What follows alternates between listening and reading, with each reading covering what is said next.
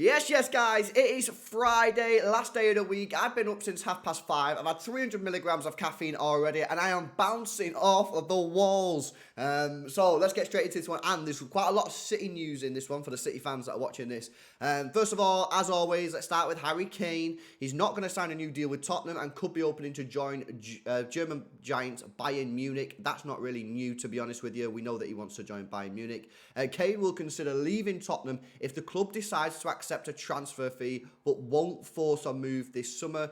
Well, of course, he is kind of in that nice position now. He's only got a year left on his contract, so he probably does want to move. He probably does want to move to Bayern Munich, but he's not going to go on strike for it. What's the point in ruining like your reputation at Spurs? What's the point in pissing off the fans, the club, when you can leave on a free in a year's time, and that'll probably piss off the club anyway. So, yeah, completely understandable that. Netherlands winger Arnaud Danjuma is set to join Everton on loan from Villarreal. That's from Sky Sports. Good player. Aston Villa have agreed a deal with Bayer Leverkusen for 24-year-old French winger Musa Diabe. This is from Birmingham Live. This is a massive coup for Aston Villa. Saudi Arabia clubs came in for him. However, Aston Villa look like they have now secured the signing of Musa Diabe. Very good player. I know that Big Steve really wanted City to take a look at Musa Diabe, but Aston Villa have got him, and I'm really looking forward to watching Aston Villa this season. Spurs have identified Aston Villa's Brazil midfielder Douglas Luiz and Chelsea's England midfielder Conor Gallagher as potential replacements for Denmark's Pierre-Emile Højbjerg, who is in talks to join Atletico Madrid. That's from the Daily Mail. Yeah, we've seen that about Højbjerg to Atletico Madrid for some time. Douglas Luiz to Chelsea is actually a decent shout. Conor Gallagher, as you all know, is not a good shout. But Douglas Luiz, actually, I could probably get behind that if I was a Spurs fan, to be honest. West Ham are close to winning the race for Manchester City's Carlos Borges, who is also wanted by Borussia Dortmund and Eintracht Frankfurt after agreeing or offering a £14 million deal for the 19-year-old Portuguese winger. This is from The Guardian. Yeah, Fabrizio Romano broke this yesterday. £14 million is the fee. We're not sure on if that's the total fee. We're not sure on add-ons. We're not sure of the buyback price, but we do know that there's a buyback clause in there, so City can buy him back. A lot of City fans will be disappointed that he never got some proper game time under City and not been given the opportunity, but I don't think Pep really wanted to play him, and maybe if he slams it for West Ham this year, maybe next year, maybe City could buy him back. So it's not all sad news, but 14 million quid is a good price. Manchester City are considering Lyon's French forward Bradley Barcola as a potential replacement for Algeria international Riyad Mahrez. That's from 90 Minutes. Now, this has been reported now by quite a few sources that Manchester City are looking at Barcola as a replacement for Riyad Mahrez. Obviously, he plays at Lyon at the moment. He's only 20 years old, so you're going from a 32-year-old to a 20-year-old. That is quite a change, but maybe City are looking at that. Obviously, they were linked with Rafinha and Dani Olmo. They're not really looking like they're deals that are going to go ahead, so keep your eye on this one. Who are City going to replace Mahrez with? PSG are also keeping a close eye on Barcola as well. Manchester United are set to submit their opening bid to Atalanta for 20-year-old Denmark forward Rasmus Højlund, who is also wanted by PSG. That's from Fabrizio Romano. Spoke about this player and Manchester United at length on many of these videos recently. Obviously, they do look like they're going to go for Højlund. Atalanta apparently want 80 million euros, which is around 70 million pound. That's way too expensive. What are United going to go up to? I think United will go to 55, maybe even 60. That is overpriced, but they do need a forward. They're kind of in an awkward position where everyone knows that Man United need to buy a forward, so everyone's going to put the price up when United come knocking. So that's the difficulty that United find themselves in.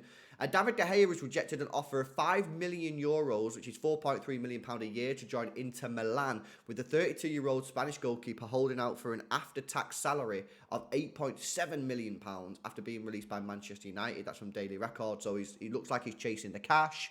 Saudi Arabia is probably the place to go. But, if he can go to Inter Milan, it's a great place. He's only 32. He could play there for the next 8 years, so I'm surprised he's rejected that, to be honest. Bayern Munich Senegal forward Sadio Mane has agreed a deal in principle to join Saudi Pro League side Al Nassr. That's from 90 Minutes. Now, this is interesting because I've seen a few City fans say City should get Mane to potentially replace Mahrez. I know typically Sané does play on the left-hand side, but I'm sure he could play on the right. He's only 31 years old. I'm sure I've seen United fans talking about it as well, saying United should go for him. I'm quite surprised that maybe even Liverpool haven't gone back in for him. I know Liverpool are kind of stacked in that area, but 31, he clearly regrets the move to Bayern Munich. I don't know. Where's he going to end up? Is it going to be Saudi Arabia?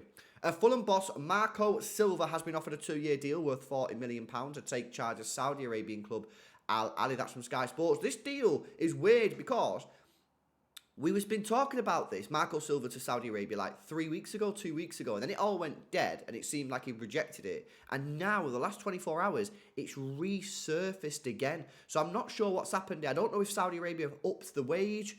I don't know. Has Marco Silva, has he been told he's going to lose Palhinha? And he's like, yeah, actually, I'm at a club that can't keep hold of its players, and decided he's going to go. I don't know, but it's just a little bit weird how this story has resurfaced again.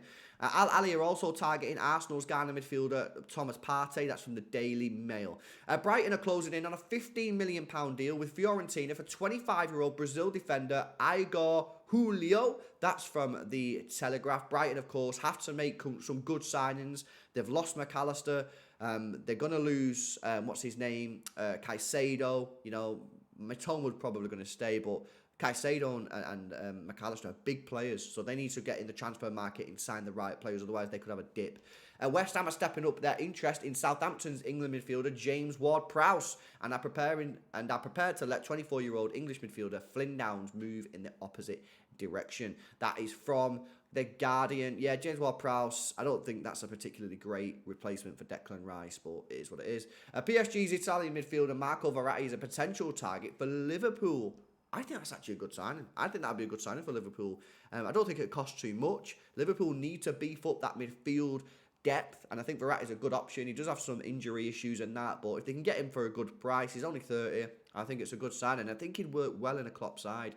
If PSG sell a French forward Kylian Mbappe this summer, then they will immediately make a move for Manchester City's Portugal winger Bernardo Silva. That's from Mundo Deportivo. And this is one of the main problems that we have at the moment with Bernardo Silva is PSG clearly at the moment are really the only European team that can get him.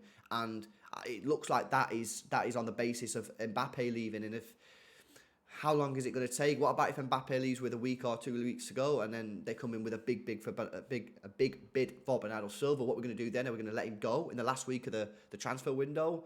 This is why we really need to get this Bernardo Silva thing sorted. Hopefully, he's going to sign a new deal. That's some rumours coming out that he's going to sign a new deal, but at the moment, it is only speculation. So fingers crossed on that one. Manchester City are also weighing up a €120 million, which is a £103 million move for Inter Milan's Italian midfielder Nicolo Barella if Silva chooses to join PSG. That's from Tutto Mercato. There's no way, in my opinion, that City will pay £103 million for Nicolo Barella when they're not going to pay £86 million for Gvardiol and refuse to get involved in the Rice negotiations over £100 million. So I like Barella. I think he's a good player. Is he worth £103 million? No. Man United are keeping their options open about a permanent deal for Johnny Evans, with the Northern Ireland defender having rejoined the club on a short-term contract after leaving Leicester. I thought that was just because he used to play for United and they were just being nice and were like, yeah, we'll give you a contract, play a few games, and then you can get some like games so other clubs will sign you. If they're actually going to sign him, that's pretty mad. Manager Erik ten Hag has told England defender Harry Maguire that he doesn't want him to leave Manchester United despite taking the club captaincy off him. I don't know why he's done that, Erik ten Hag. I don't know why he's done that. I would have just told him that you're free to leave the club. He's clearly not good enough to be at Man United. He can't play in a team that plays possession-based football and presses up the pitch because he's too slow and his football intelligence, in my opinion, isn't there. So you've already done the hard bit. You've already took the captain's armband off him. You might as well tell him he can leave. Crystal Palace, West Ham and Leeds have registered an interest in signing Divock Origi from AC Milan, but they face competition from Saudi Arabia, with Steven Gerrard Al-Ettifaq set to offer the Belgium striker a huge deal from Football Insider.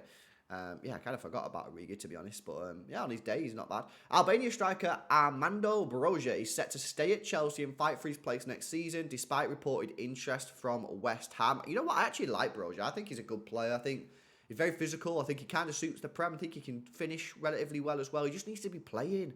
And this is the problem. You stay at Chelsea. Are you going to play? Who knows? Nottingham Forest have set their sights on signing Spanish goalkeeper David Soria from Getafe. Have they lost? Did they only sign Keylor Navas on loan? I need to check that, actually. Did they only get Keylor Navas on loan? Did they need a new goalkeeper? I'm assuming they did. Burnley are close to signing a deal to... Burnley are close to a deal to sign... That's weird, man. Burnley are close to a deal to sign Espanyol's Italian winger, Luca Colio show from The Athletic. Sevilla are willing to offload 26-year-old Morocco forward Youssef En-Nesyri, who has been linked with West Ham in previous windows. That's from The Express. And finally, Reading have agreed a deal with Manchester United to sign Wales under-21 midfielder Charlie Savage on a permanent basis. Son of Colin Savage? Charlie Savage? What's his fucking name? Oh no, I forgot his name. Anyway, yeah, that guy. Robbie Savage. There you go. I've been up since 5:30, man. You know what I mean? I've been up since 5:30. Today is Friday. It's going to be a sick day. Hopefully you guys have enjoyed this one. Do us a massive favour. You want to help me support the channel, help grow the channel, smash a like on the video. It really helps. Make sure you subscribe to the channel as well and leave comments in the comment section down below. That helps push the YouTube algorithm and get this video out to more people. Hopefully you guys have enjoyed it. Have a great Friday. Enjoy the rest of your weekend and I will see you tomorrow. See you later.